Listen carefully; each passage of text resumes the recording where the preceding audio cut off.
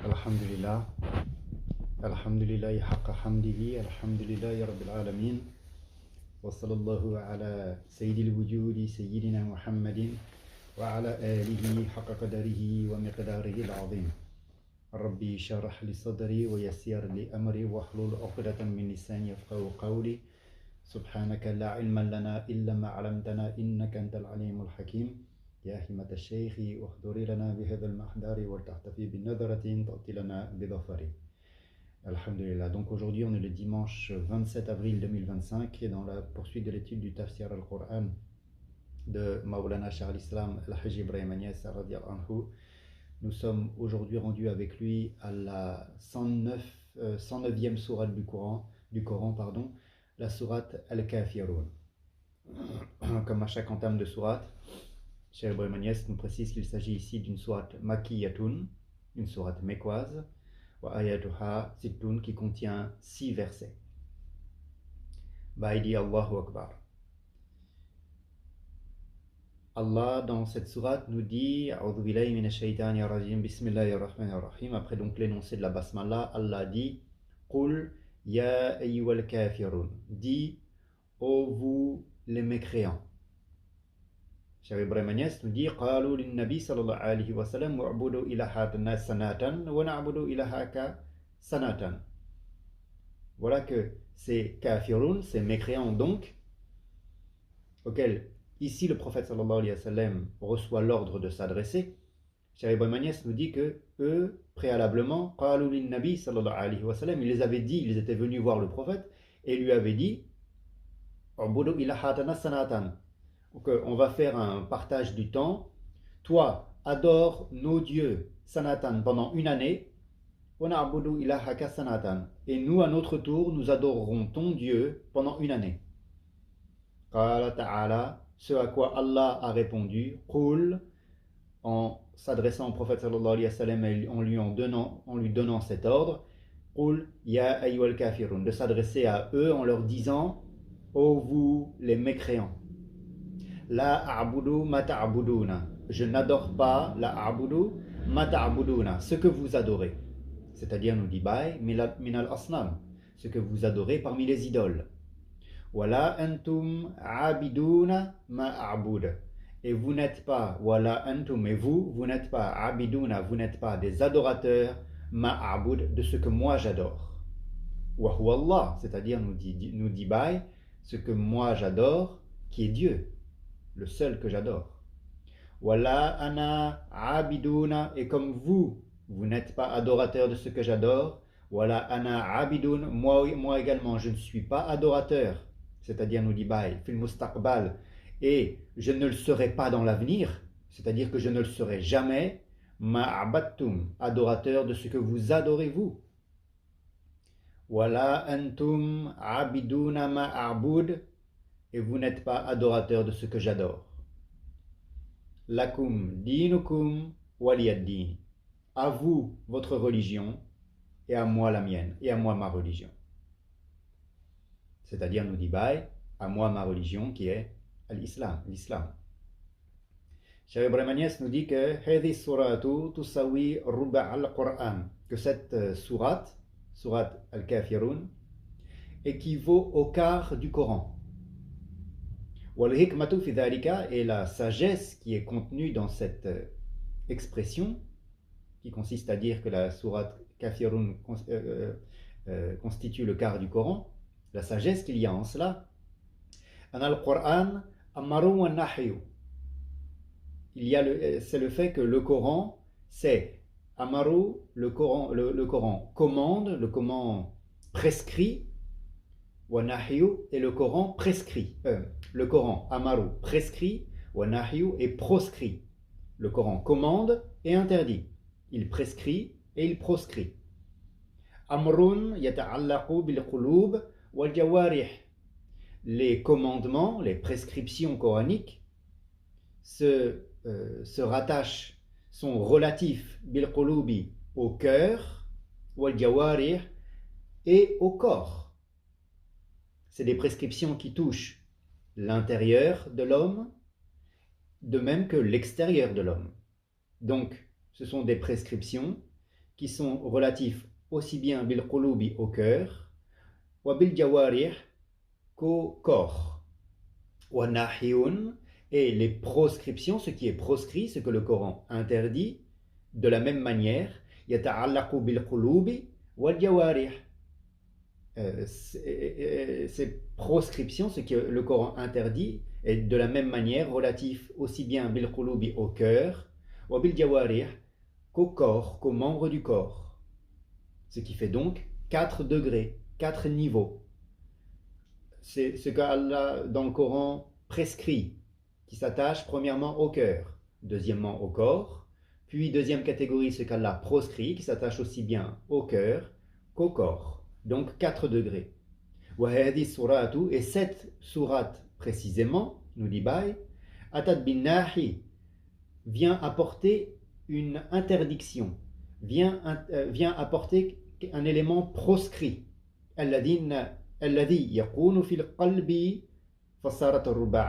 Une proscription qui s'attache à quelque chose qui relève du cœur. Donc, qui est une part des 4 parts par lesquelles Baï vient de synthétiser le Coran. Et c'est ainsi que cette sourate constitue le quart du Coran. Qu'Allah nous donne connaissance parfaite et un entendement éclairé. Puis, Baï continue avec la 110e sourate du Coran, la sourate An-Nasr. Et si vous écoutez même l'enregistrement du tafsir, Baï dit Suratu Nasrullahi. Comme à chaque entame de sourate, Baï précise qu'il s'agit ici d'une sourate Madaniyatun, cette fois-ci une sourate médinoise donc. Et vous savez historiquement à quel moment a été révélée cette sourate. Wa ayatu hafaratun, et c'est une sourate qui contient 3 versets. Quand je dis que vous savez historiquement à quel moment a été révélée cette sourate, c'est que vous savez que cette sourate annonce la fin de l'existence du prophète, la fin de la vie du prophète parmi les hommes, sallallahu alayhi wa sallam. Vous savez que un jour le prophète sallallahu alayhi wa sallam dans l'assemblée de ses sahaba récite cette sourate et tout le monde écoute avec beaucoup de réjouissance parce que c'est une sourate qui vient annoncer et promettre des choses très heureuses. Et parmi eux tous, voilà que Abu Bakr as-Siddiq se met à pleurer parce que lui sait que ça signifie la fin de la mission du prophète, sallallahu alayhi wa sallam. Et signifiant la fin de sa mission, ça signifie la fin de sa présence avec nous sahaba.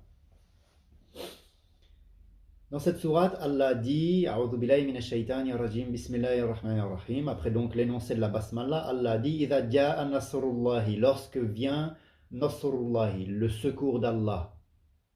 Nasrullahi, le secours d'Allah, l'assistance de Dieu. Cheikh Ibrahim Agnès nous dit Idha nasar nabiyuhu huwa kalafuhu an yu'adi jami' al-khalaiq. Idha nasar nabiyuhu. Disons que lorsque il a apporté son secours, lorsqu'il a apporté son soutien à son prophète, ou en apportant son secours à son prophète, par là même Allah l'a chargé d'affronter toutes les créatures, toutes les créatures. Là où par exemple nous dit Sayyidina Moussa, lui il n'avait qu'un seul ennemi, un seul ennemi, un seul ennemi qui était Pharaon. Lorsque Allah dit au prophète sallallahu alayhi wa sallam que voilà le secours d'Allah, par là même il l'appelle à se charger d'affronter toutes les créatures, alors que même un immense prophète comme Sayyidina Moussa alayhi salam, lui n'avait qu'un seul prophète en la personne de Pharaon. Wa kana fi ghayatil khawfi. Et vous savez, vous vous souvenez comment Sayyidina Moussa, il a beaucoup appréhendé le fait d'affronter un tel ennemi. Comment il en avait peur. Pas de Pharaon, mais comment il avait peur de mener cette lutte. Wa Muhammadun sallallahu alayhi wa sallam kullifa bitabri'ati min jami'i. man ya'budu ghayrullah. Et Mohammed sallallahu alayhi wa sallam, lui, kullifa bi tabri'atin, il a été chargé de désavouer min jami'i man ya'budu ghayrullah, tous ceux qui adorent un autre que Dieu. Fassar al-alama kullan aduwallahu. Et donc, et à plus forte raison, en son temps et là où il était, dans l'espace, fassar al-alama kullan aduwallahu. Alors, tout le monde est devenu son ennemi à cet instant-là. Comme si, ça fait suite à la sourate précédente, il est venu voir les gens qui ont essayé les Qurayshites qui ont essayé de négocier avec lui. On va adorer ton Dieu pendant une année et toi tu vas adorer les nôtres pendant une année. Ils ont essayé de négocier avec eux. Ils ont essayé de l'attirer. Le prophète sallallahu alayhi wa sallam a refusé par l'ordre d'Allah, par cette parole, Ya ayyuhal kafirun. Et à cet instant-là, tout le monde est devenu son ennemi. Qala, alors le prophète sallallahu alayhi wa sallam a dit, Mali idha aditu jami'a ha'ullahi fika. Mais qu'est-ce qu'il y aura en ma faveur? Qu'aurais-je pour moi? Mali idha aditu jami'a ha'ullahi fika. C'est-à-dire, qu'y a-t-il en ma faveur si je dois affronter tout cela, fika, en toi? Qala, Allah lui a répondu, ce qu'il y a pour toi, c'est Nasrullahi wal fathu. C'est le secours d'Allah, wal fathu, et la victoire. Al fathu, l'ouverture, c'est-à-dire donc al fawz, la réussite, al fathu, la conquête, al fathu, la victoire. Il dit lama aada jami al khalaiqi atahu nasrullahi. À partir du moment où il a affronté toutes les créatures, à partir du moment où toutes les créatures sont devenues son ennemi, atahu nasrullahi, lui est parvenu le secours de Dieu, le secours d'Allah. Ainsi Allah dit idha ja'a nasrullahi, lorsque vient le secours d'Allah, wal fathu, et la victoire. Wa ra'aytan nasa, et que tu vois les gens, yadkhuluna fi dinillahi afwajan, entrer, yadkhuluna fi dinillahi, rentrer dans la religion d'Allah, afwajan, en masse, afwajan, par foule, en masse. Cheikh Ibrahim Agnès nous dit idha futihat makkata, si le prophète sallallahu alayhi wa sallam parvient à conquérir Makkah, s'il conquiert la Mecque, et que se mettent à se diviser, se mettent à se disperser, ceux qui restent à Makkah, lam tasil natijatun, il y a aucun résultat ne sera réellement obtenu alors. Walakin fataha makkata wa dakhala al-qawmi fil islami afwajan afwajan. Mais il a fataha makkata, il a conquis la Mecque, il a reconquis Makkah. Wa dakhalu al-qawmi fil islami, et les gens alors sont, au lieu de se diviser et de se disperser, wa dakhala al-qawmi fil islami, comme résultant du secours de Dieu et d'une victoire totale, voilà que les gens sont rentrés dans l'islam, afwajan afwajan, en masse, considérablement. Ainsi donc, lorsque vient le secours d'Allah ainsi que la victoire, et que tu vois les gens entrer dans la religion d'Allah, fi dinillahi, afwajan, en masse, alors, comme voie de conséquence, de la même manière que ce que nous avions vu dans la sourate précédemment, dans la sourate Al-Kawthar, Allah dit alors, sabih bihamdi rabbika, alors glorifie par la louange, glorifie ton Seigneur par la louange, wastaghfirhu, et implore son pardon, innahu kana tawwaba, c'est lui certes, tawwaban, c'est lui certes le grand accueillant au repentir. Cheikh Ibrahim Agnès nous dit wa'adahu bin nasru. Ainsi donc, il lui a promis le secours. Allah a promis à son prophète, Sayyidina Muhammad sallallahu alayhi wa sallam, de lui apporter son secours, son assistance. وَكَلَّفَهُ التَّسْبِيحَ. Et il l'a chargé de glorifier. لأن التسبيح في مقابلة النصر. Car la glorification ici, في مقابلة النصر, c'est la contrepartie du secours. La nasiri ilallah, il n'y a de secoureur que Dieu. فَيَنْبَغِي لِلْعَبْدِ, ainsi il sied ou il incombe au serviteur, أَنْ يَنَازِهَ هَذَا الرَّبَّ, de magnifier, de transcender, de glorifier hautement ce Seigneur. وَالْفَتْحُ مُقَابِلَهُ الْحَمْدُ, et de la même manière que le secours a pour contrepartie la glorification, dans ce qu'Allah énonce dans cette sourate, وَالْفَتْحُ مُقَابِلَهُ الْحَمْدُ, la victoire, le fathu, a pour contrepartie la louange. فَسَبِّحْ بِحَمْدِ رَبِّكَ, d'où cette injonction qu'Allah adresse à son prophète sallallahu alayhi wa sallam, lorsque la victoire t'arrive également, eh bien, فَسَبِّحْ بِحَمْدِ رَبِّكَ, glorifie ton Seigneur par la louange. لَمَا وَجَدَ الْفَتْحَ حَمِدَ رَبَّهُ, lorsque vient le fathu, lorsque vient la victoire, la réussite, حَمِدَ رَبَّهُ, il se doit de louer son Seigneur. وَلَمَا رَأَى النَّاسَ يَدْخُلُونَ فِي دِينِ اللَّهِ أَفْوَاجًا, puis après Al-Nasru qui appelle la glorification, Al-Fathu qui appelle la louange. Troisième élément, وَلَمَا رَأَى النَّاسَ يَدْخُلُونَ فِي دِينِ اللَّهِ أَفْوَاجًا, le fait de voir les gens entrer dans la religion d'Allah afwajan, en masse considérable, هذا فيه داع لتكابر نفس, ceci en soi pourrait susciter de l'orgueil, أو رؤية نفس, ou de l'infatuation, de l'autosatisfaction. فأمر بالاستغفار, alors Allah, en contrepartie de cela, lui a commandé la demande de pardon, c'est-à-dire l'attachement à l'humilité. وَاسْتَغْفِرْهُ إِنَّهُ كَانَ تَوَّابًا, implore son pardon, il est certes le grand accueillant au repentir. Sadaqallahu al-azim, qu'Allah nous donne une connaissance parfaite et un entendement éclairé.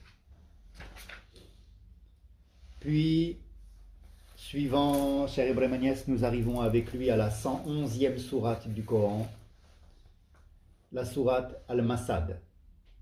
Comme à chaque entame de sourate, nous dit qu'il s'agit ici d'une sourate Makkiyatun, une sourate mécoise, qui contient 5 versets. Dans cette sourate, Allah dit A'udhu billahi minash shaitani rajim, Bismillahir rahmanir rahim.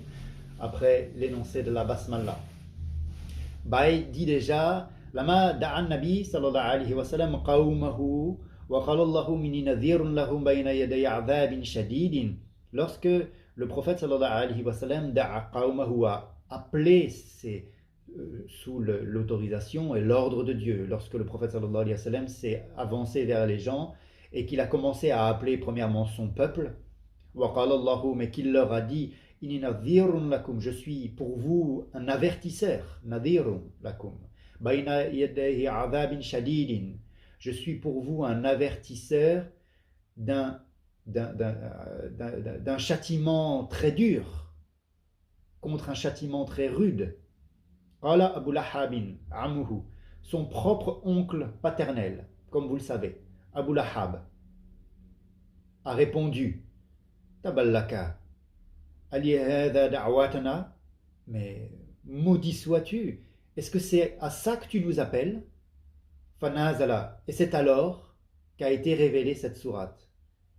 Tabat, c'est-à-dire que périsse, c'est-à-dire nous dit khasirat, que soit perdu, que soit mis en échec.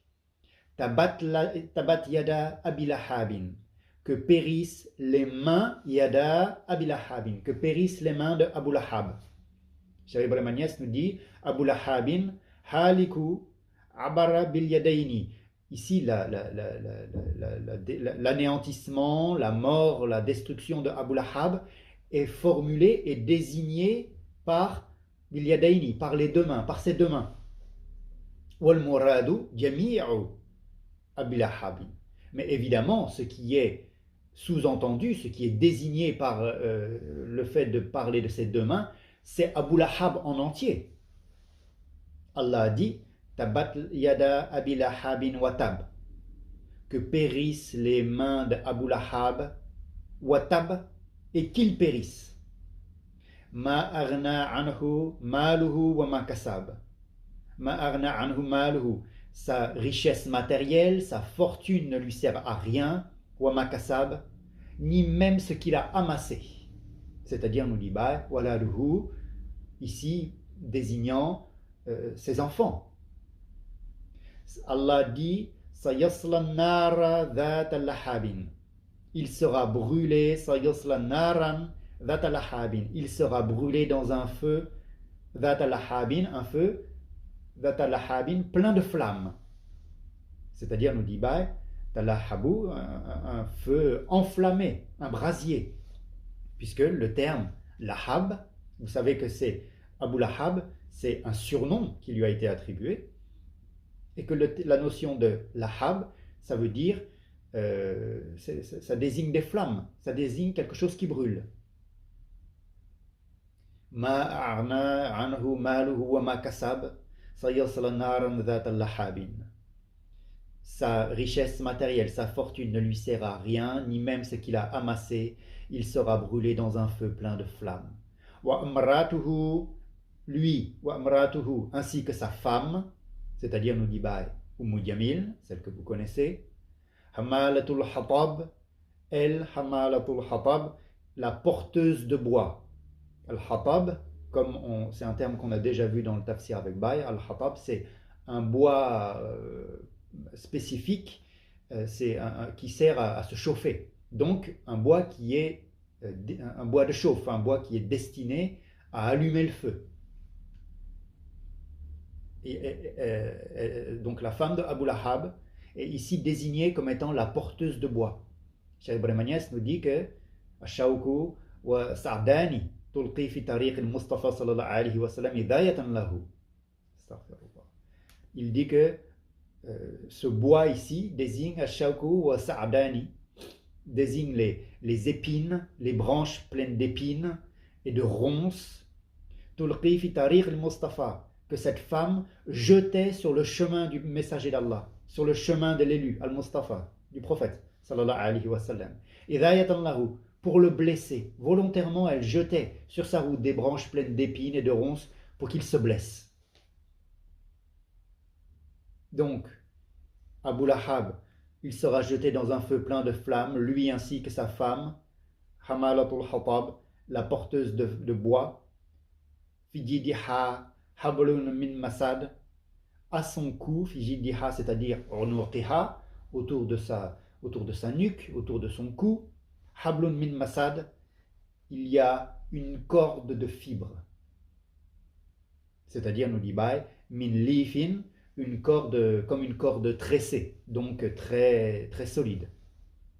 Cheikh Ibrahim Agnès nous dit tahattatibu shawka wa tulqihi fi tariq al-Mustafa sallallahu alayhi wa sallam.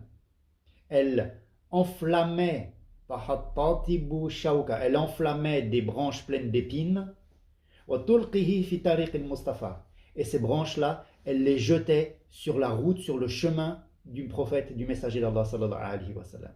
Et ça, évidemment, c'est aussi bien zahiran que batinan. Elle faisait ça concrètement, par ses mains, en acte. Elle jetait sur le chemin du prophète sallallahu alayhi wa sallam ce qui pouvait le blesser. Mais c'est aussi des mots. Ça désigne aussi des mots qu'elle colportait, des insultes qu'elle lançait, des mensonges qu'elle diffusait sur le compte du prophète sallallahu alayhi wa sallam. Allahumma salli ala sayyidina Muhammadin.